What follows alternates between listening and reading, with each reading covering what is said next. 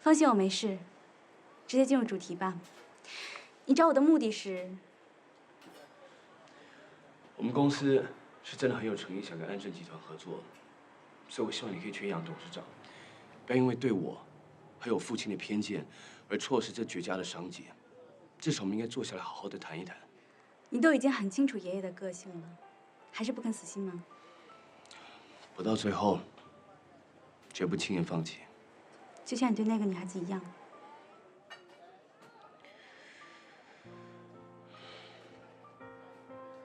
叶玲，我不希望我的出现让你误会，以为我想利用我们过去的交情。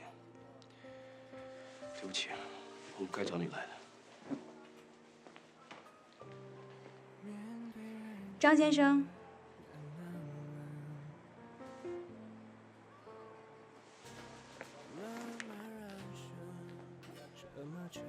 你的企划案我已经看过了，确实不错。站在公司的立场，的确应该与你们合作。但是我爷爷会不会因为我说这些话就愿意见你？我没有把握。等我消息吧。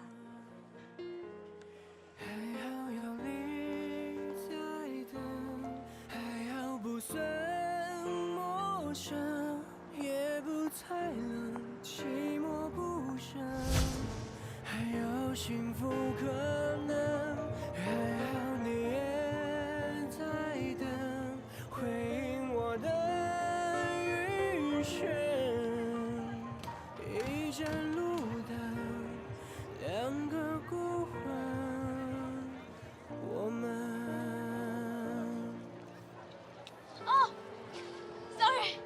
That's okay.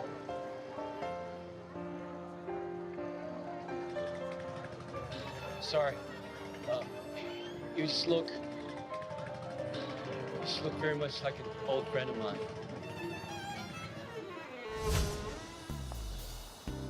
所谓离散，所谓分，纷繁世代最隐忍。所谓深爱或恨，昏昏，只剩茫然生存。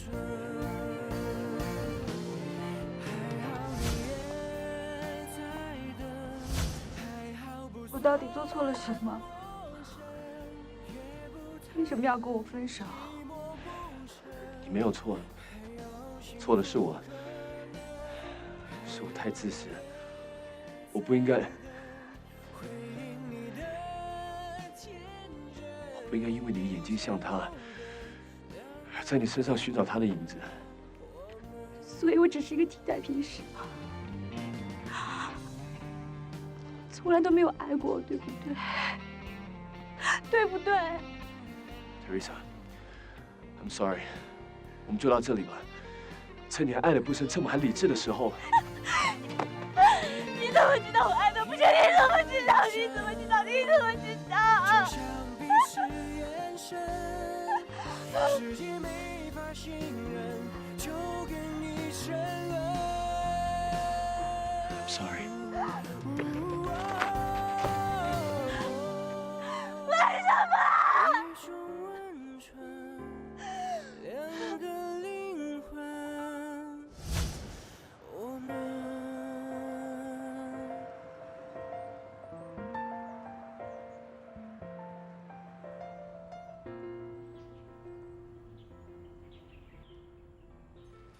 怎么办呢？钱还是不够啊。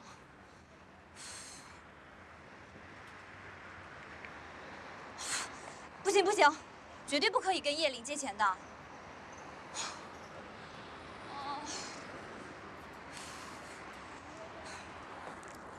小朱，一定会有办法的，对不对？我们一定可以找到办法的。来，来。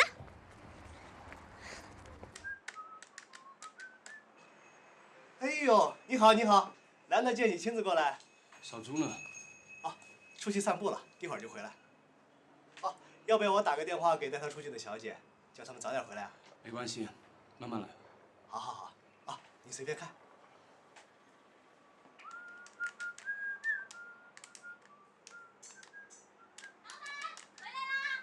哎，于飞，哎，小猪呢？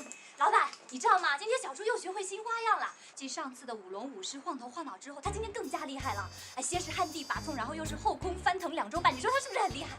啊，老板，你没事吧？你的手怎么一直在抖啊？你是不是生病了？呀，你的眼睛怎么还不停地眨？你是不是该去医院了呀？我男朋友可是说了，这是中风的前兆哎。于飞，小猪的主人在那儿啊。啊？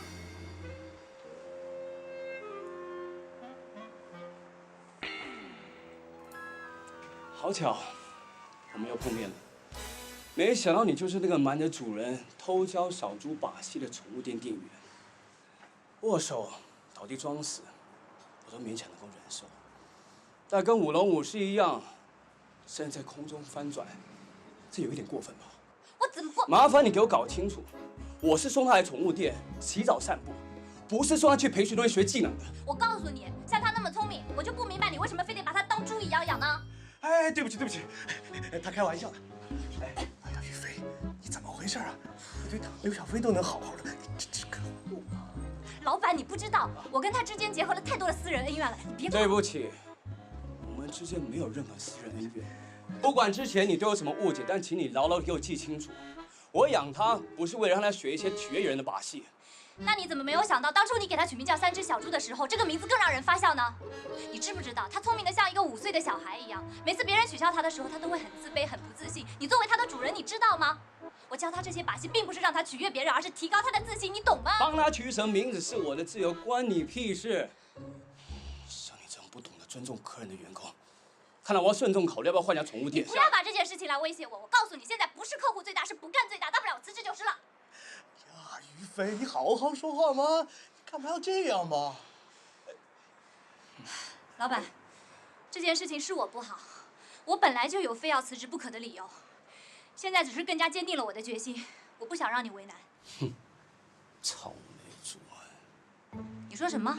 草莓族，就像你这种自以为漂亮但碰一下就会烂掉、没有抗压能力的人。我告诉你，如果我是草莓的话，那你就是榴莲。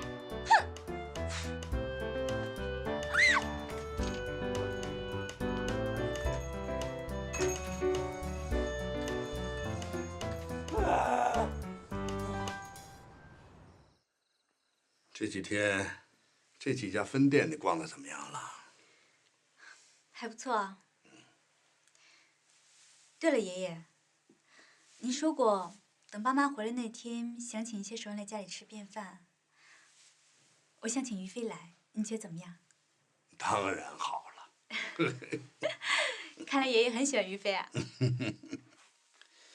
古人云：“观其眸子，人言廋哉。”看他那双清澈明亮的大眼睛，我就知道他是个正直善良的好孩子。爷爷，那您从我的眼睛里面能看出什么啊？啊，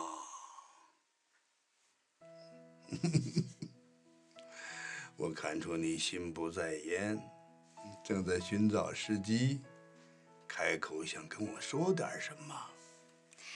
本来呢，我是想明天逛完所有的分店再和爷爷聊的。也不差这几天了，啊，说吧。远帆集团的企划案我已经看过了，我觉得他们的提案确实可行。说下去。现在都市白领阶级增多，消费市场不容小觑。如果我们安正愿意在这一块市场上做开发，就像许多国际大品牌是副品牌一样，我相信既不会影响我们安正消费群的购买意愿，对我们公司业绩成长也绝对是有帮助的。你的这个想法跟公司有些人不谋而合呀。但是，就算真的要开发这块市场，我们可以选择其他的公司，用不着和他们张家父子合作。爷爷，您的顾虑呢，我清楚，但是商场上多的是有心眼的人，今天我们躲得了他们，明天我们也闪不了别人啊。爷爷，就把这一次当做是训练我的机会吧，要您教我怎么样和这些人周旋。小李子，你这么极力想促成这件事儿，该不会是背后还有什么其他原因吧？请爷爷放心，我完全是站在公司的利益考虑问题的。当然，一切还要先看彼此的合作条件。但不管怎么样，先听他们的说法再说。好吧，我听你的，咱们跟他碰个面。来，会是脸臭吗？还是嘴臭？不会啊，那榴莲到底什么意思呢？你自己想啊，总不会夸您是水果之王吧？哎，我认识的女孩子啊，每一个见了你，要么被你所迷倒，要么就被你的冷酷给吓坏。可只有这个宠物店的，他居然不把你放在眼里，还一连3次的和你对着骂，搞不懂。只可惜他现在辞职了，要不然我要去找他，要一个签名才行。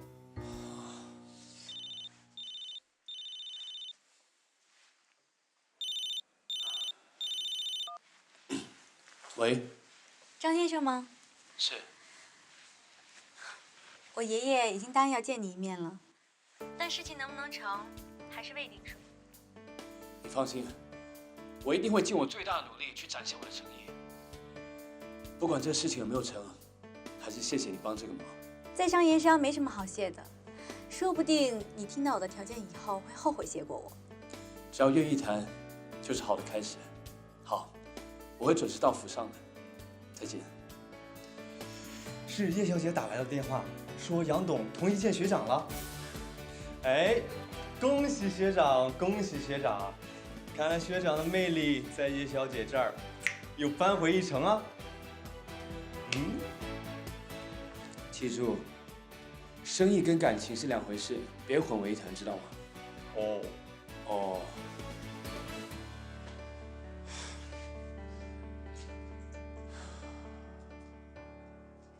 我是个笨蛋，小飞舅舅遇上是个大笨蛋，我找一天工作我都找不到，为什么呀？我太笨了。舅舅，我这里筹了2万块钱。天哪，你从哪抽这么多钱呢？你就别管了，明天我先把2万块钱给他们，剩下的我再求他们宽限几天，你就不用担心了啊。小飞，谢谢你了。不过也应该是我去呀。不行，我怕他们为难你。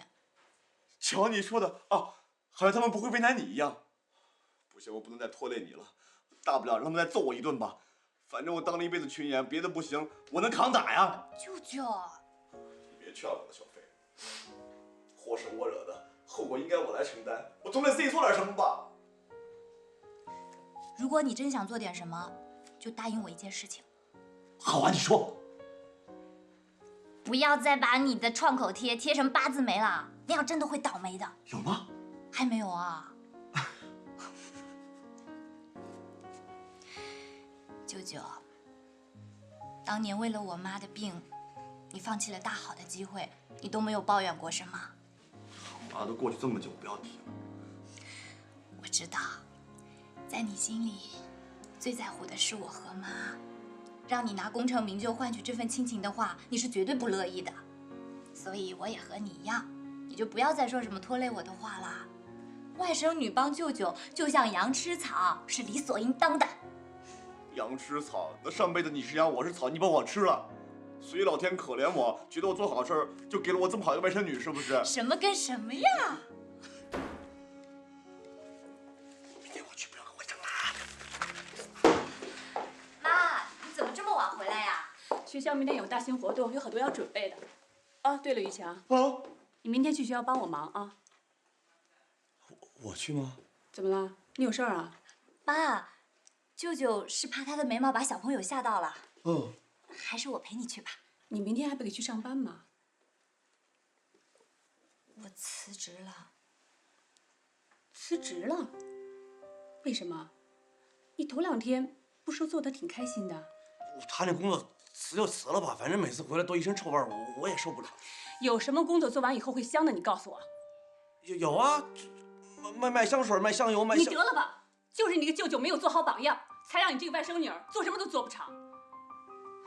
小飞，你自己说说，你做哪个工作有超过1年的？姐姐，你别说他，其实他是为了我。舅舅，是我自己不好，我总是没有定性，你就不要为我再解释了。小飞啊，宇阳的妈妈不会让你饭来张口、衣来伸手的。再说了，女人一定要有一份自己的工作，那样到了婆家才能腰杆子硬，才不会被别人看不起。我知道，我会再去找工作的。我也会去找工作的。我累了，我先去休息。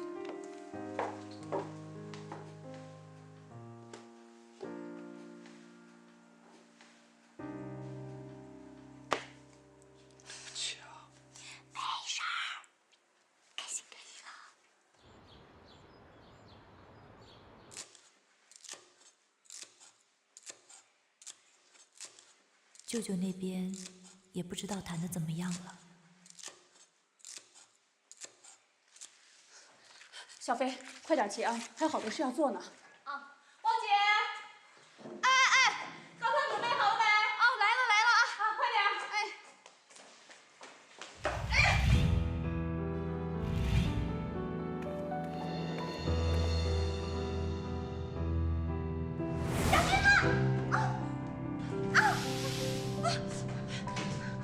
孩子，烫着了吧？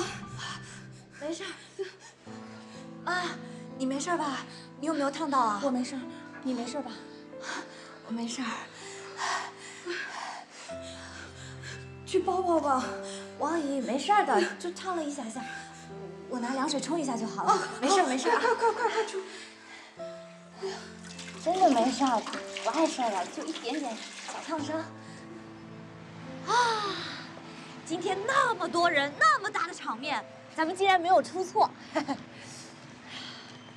妈，你累不累啊？都忙了一整天了。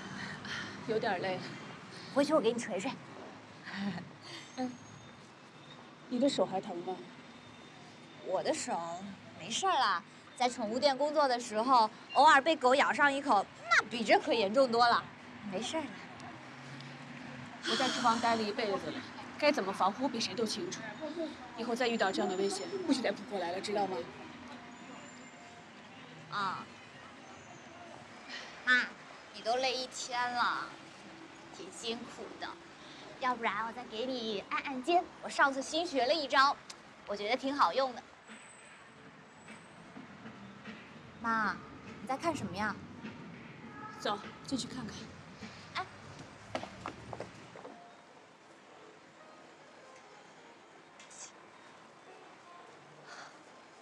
妈，你怎么看男装呀？这套西服不错，咱们就买这套送给宇阳，算是庆祝他当上总医师的礼物吧。啊，小姐，这西服多少钱呀？打完折3000。多少？打完折3000。怎么那么贵啊？妈，我看是算了吧，不要买了。不行，一定得买，我去取钱。我先放在这儿啊，一会儿来取。不是，妈，真的太贵了，没有这个必要。妈，算了吧。妈，真的没有这个必要，我一定要买。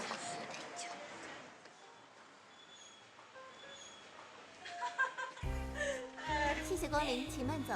小慧啊，今天真是让你错费了，给宇阳买了这么多东西。别这么说，为了宇阳哥，这是应该的。哎呀，你真是客气。哎，对了，小慧啊，关于那个宇阳升职的事情，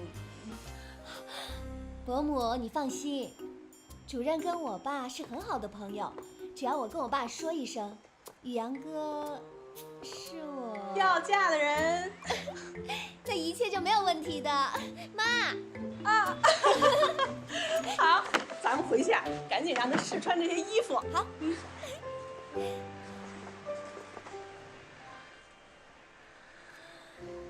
怎么是你们啊？宇阳妈妈，这么巧啊，你们也来逛街呀？我跟于飞正准备给宇阳买套西服呢。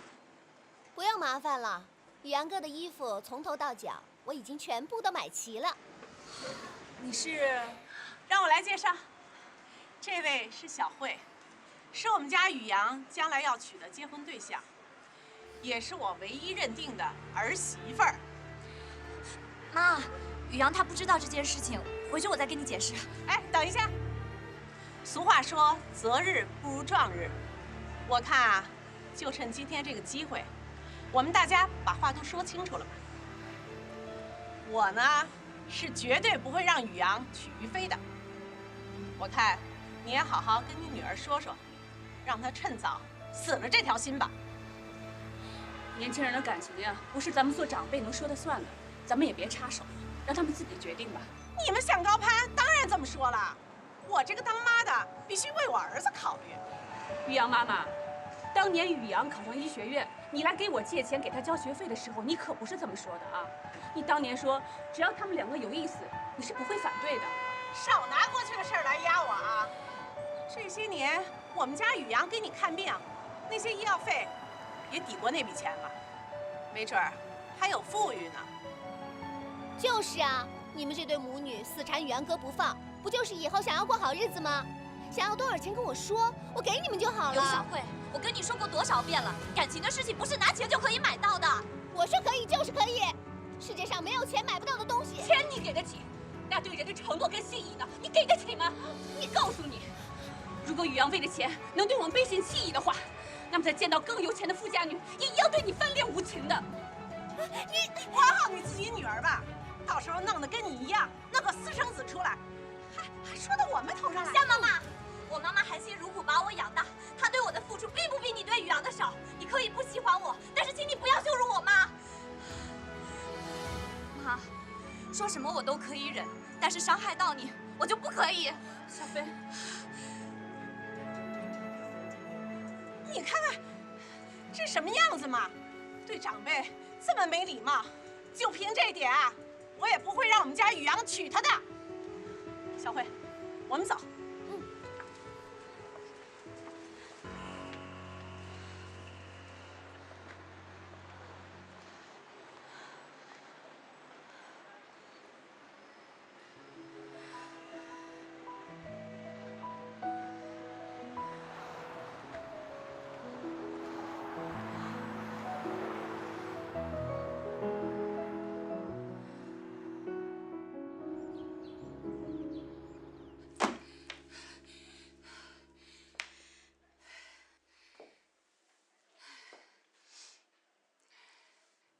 妈，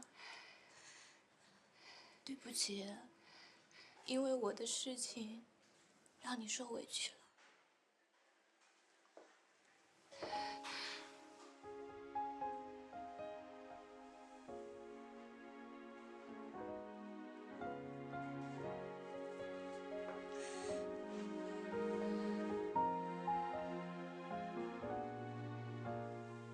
当年我把2个孩子调换，满心以为当满屏的孩子为了身世受折磨时，会让我有复仇的快感。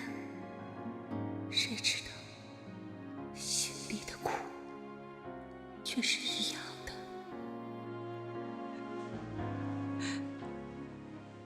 该说对不起的是我，给了你这样的人生。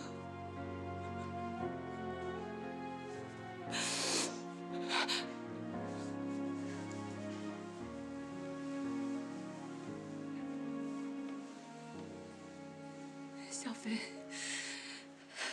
你放心，哪怕耗尽我的一切，我也要还你一份幸福。妈，你千万别这么说，这样说我就更加愧疚了。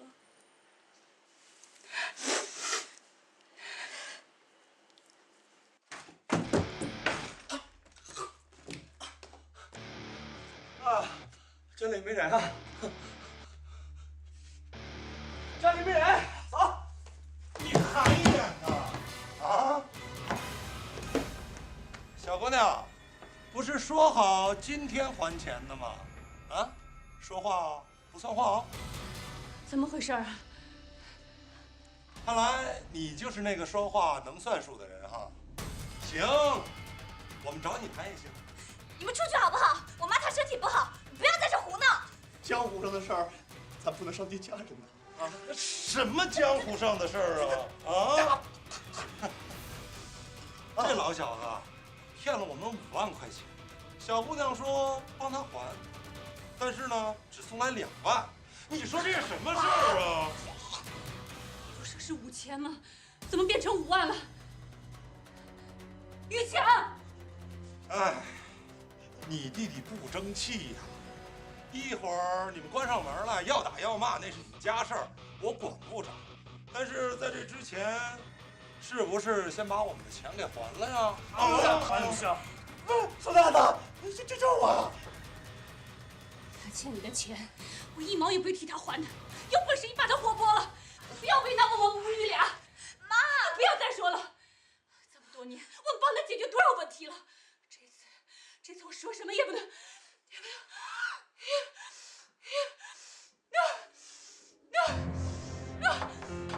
李李，姐，快拿药，拿药，姐没事了。李，别说死啊！别冤家挣的不还钱啊！不是你们还怎么着我啊？你没逼出人命来！来，求你了，快滚吧！妈，你没事吧？妈，没事，深呼吸，没事的，没事的。我再给你们1天时间啊！你们还不快走啊！快走啊！快走！没事。我觉得你们应该还是先叫救护车比较好啊。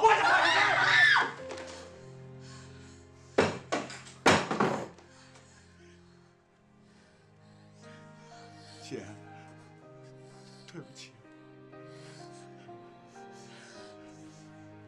玉阳，我妈她没事吧？这么多年她都没有翻过哮喘了。现在应该没事了，放松，月姨放松。什么没事啊，书呆子？你待会儿走了，他才把命怎么办？姐，咱俩去医院吧，好吗？不要！走就没事。你滚呀！我不想再看见你。妈，你别这样。小飞。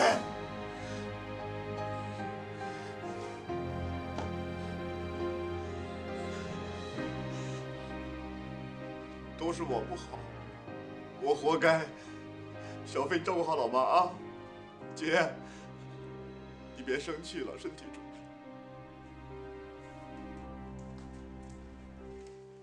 就强叔，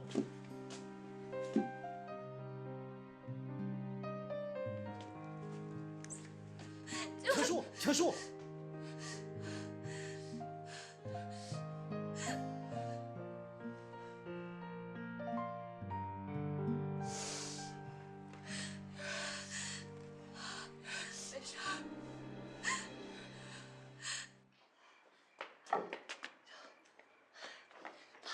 于洋，于飞，怎么样？找到我舅舅了吗？都找遍了，没看到人。他会去哪儿呢？他身上1分钱都没有。不行，我得再去找找他。于飞，哎呀，于飞，你找到强叔又能怎么样呢？就算你找到他，他也会觉得很没面子，不会跟你回来的。你倒不如让他在外面冷静冷静。再说，月姨她讲的也没有错，应该给强叔一些惩罚。于洋，你知道你现在说的人是谁吗？他是我舅舅，他是从小最爱护我的人，没有他就没有我，你知道吗？我只知道至今你一直都在帮他，没有你就没有他。我现在不想跟你说这些，我现在就要去找我舅舅。哎呀，于飞，拦着我！我是在为你着想，你再这样管下去的话，连你自己都会发生危险的。你这样说也太自私了吧？对，我自私，但对我来说，你是我最在乎的人，其他人我管不了那么多。按照你的说法，我是不是应该为了钱放弃亲情？那以后你也会不会因为钱放弃我们之间的感情呢？这是不可能的，你说到哪儿去了？它已经发生了，刘小慧不止一次拿钱让我放弃你。今天下午你妈甚至当众侮辱我妈，你知道吗？要不是因为这一连串事情的刺激，我妈她也不至于气喘发作。我就是因为这件事情才跟愿意道歉的。我妈的话你就不要放在心上了，可不可以？从小我们两个因为家里穷，为了钱吃尽了苦头，尤其是我，在贵族学校念书，看尽了别人的脸色。是你一路帮着我，才可以撑到现在，你知道吗？所以我答应我自己，我这辈子只要对你好，因为只有你才值得我这么做。可是雨瑶，于飞，你放心，将来等我功成名就了，一切会变得不一样的，啊？于飞。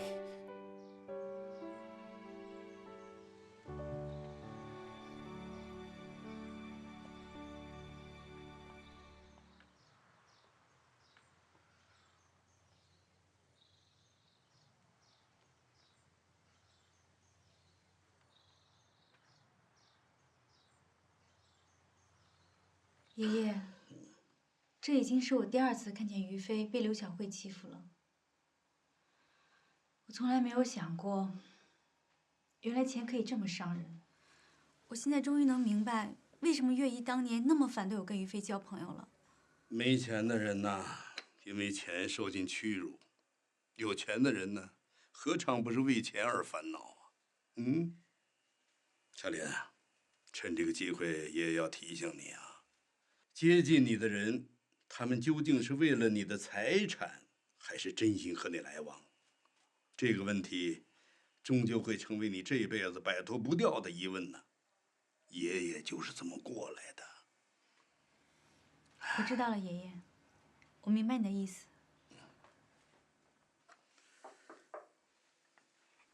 叶琳小姐，有人来找您了。是张先生吗？不是，是于小姐。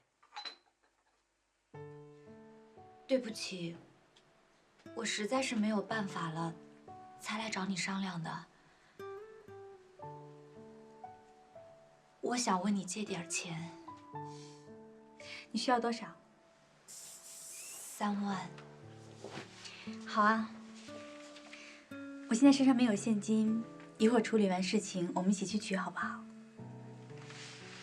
难道你都不问我是因为什么原因吗？这很重要吗？我们那么多年没有联系，前不久才见面，难道你就不担心我是居心不良，或者我根本就没有能力还你这笔钱吗？你问这话，是觉得我没有判断能力，还是对你自己没有自信？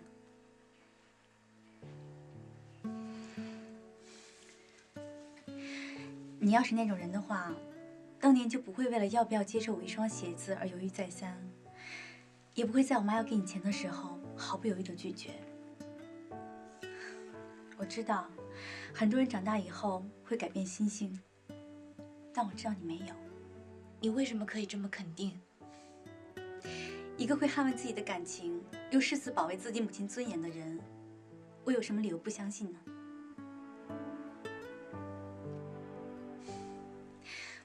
对不起啊，昨天你和月姨发生的事情我都看见了。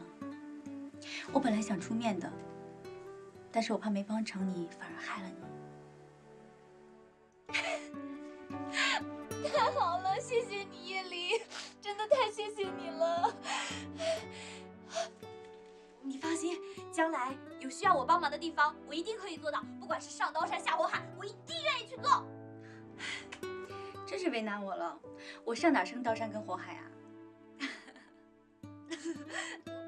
反正就是谢谢你啊，太好了。好了好了，我喘不过气来了。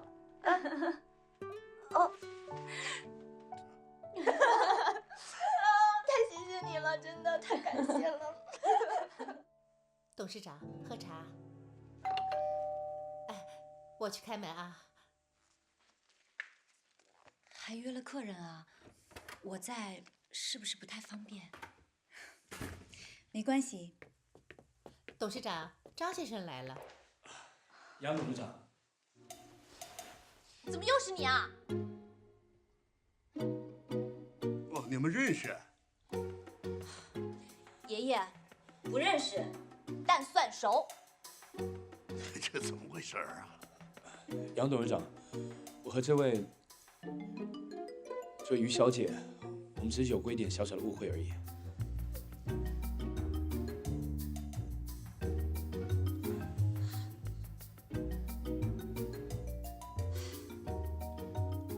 对不起啊，爷爷，因为之前跟这个人积累了太多私人恩怨，所以情绪有点激动。但是我并不希望影响你们两家谈生意。于飞，你先上楼等我，一会儿我再过来找你啊。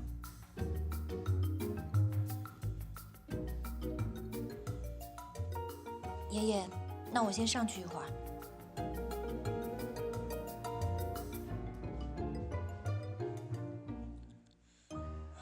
杨董事长，对于我和于小姐的误会，我还是希望可以跟你做。张先生，于飞是个非常善良的孩子，我从来就没见他如此待人呐。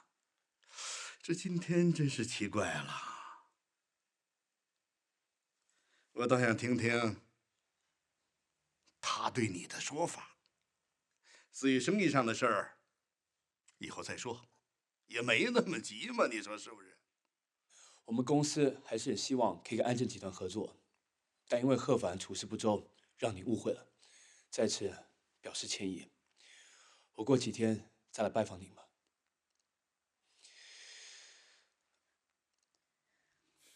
慢走。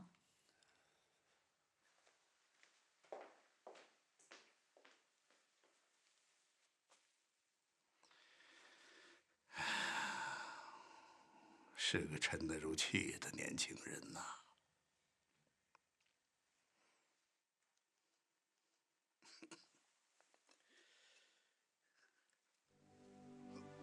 哎呀！爷爷，爷爷，爷爷，爷爷，爷爷怎么了？爷爷，爷爷怎么样啊？于飞，爷爷，先别慌，让他躺好。发生什么事情了？怎么了？爷爷，爷爷，张妈拿药。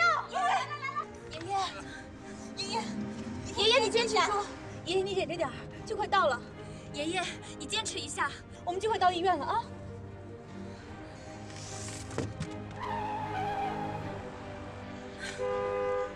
怎么回事啊？怎么办？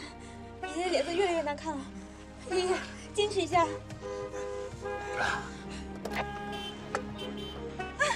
飞，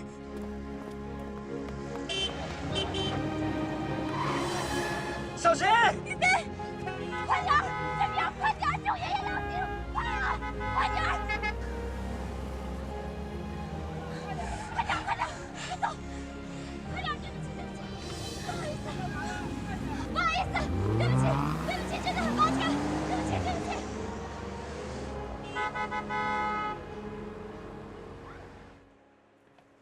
6号床的李伯伯，他明天安排体检。7号床的林妈妈要请护士，多注意她的状况。好。还有，走路小心点儿。别理他，谁不知道他处心积虑想升上总医师？但是啊，没有你有希望。我看他是在嫉妒吧。没事，他应该不是那种人。你走路看着点儿，漫不经心的。现世报啊！院长和那些领导们特别慌张，好像发生了什么事了。听说有个什么大人物生病了，应该是赶着去处理吧。啊，走吧。根据计算机断层扫描数据的显示，杨董事长是急性的心肌梗塞。心肌梗塞？是。需要开刀吗？杨董年事已高，恐怕经不起折腾。好在处理呢比较得当，心肌功能没有遭受什么破坏。目前呢，只需要接受血栓溶解剂的治疗就可以了。请叶小姐放心，我们一定会尽全力救杨董事长的。谢谢各位。